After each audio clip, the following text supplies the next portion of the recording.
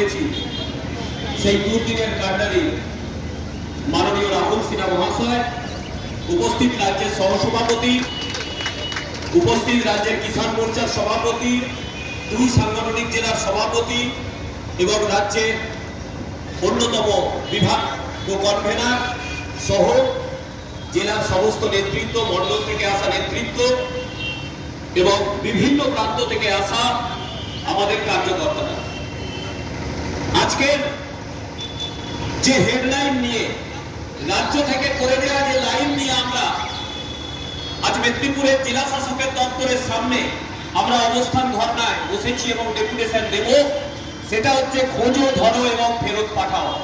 শুধু খোঁজো, ধরো, ফেরত পাঠাও বললে তো আর মানুষ বুঝতে পারবে না, আরো পরিষ্কার করে বলতে হবে যারা ভারতবর্ষের মধ্যে যে সমস্ত পাকিস্তানি নাগরিকরা বিভিন্ন কারণে এসে দীর্ঘদিন ধরে রয়ে গেছে তাদেরকে খুঁজে বের করে পাকিস্তানে পাঠাতে হবে।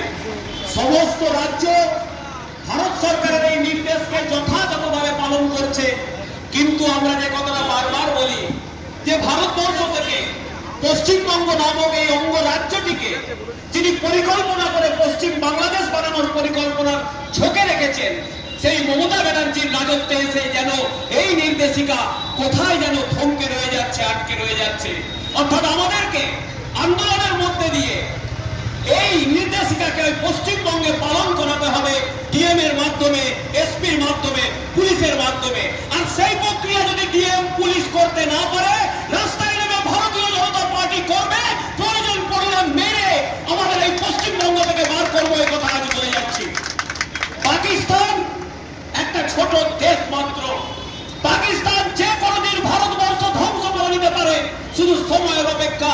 24 ঘন্টা লাগবে না পাকিস্তানকে ধ্বংস করতে।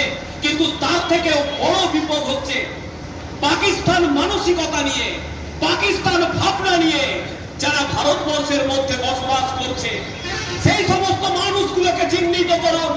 না হলে আজ থেকে 500 বছর আগে হিন্দুকুশ থেকে আমরা পালিয়ে এসেছিলাম, 400 বছর আগে, আজকে 400 বছর আগে আফগানিস্তান থেকে, যেটা আগে গান্ধার নাম ছিল, সেই আফগানিস্তান থেকে আমরা পালিয়ে এসেছিলাম।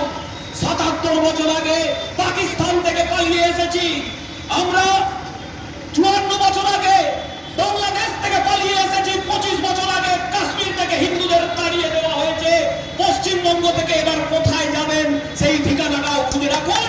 কেন না মাননীয় মমতা বন্দ্যোপাধ্যায় প্রায় 4 কোটি মুসলিম রোহিঙ্গা অনুপ্রবেশকারীকে পশ্চিমবঙ্গে ঢুকিয়ে পশ্চিমবঙ্গের বাঙালি হিন্দুকে বের করে দেওয়ার পরিকল্পনা করছে।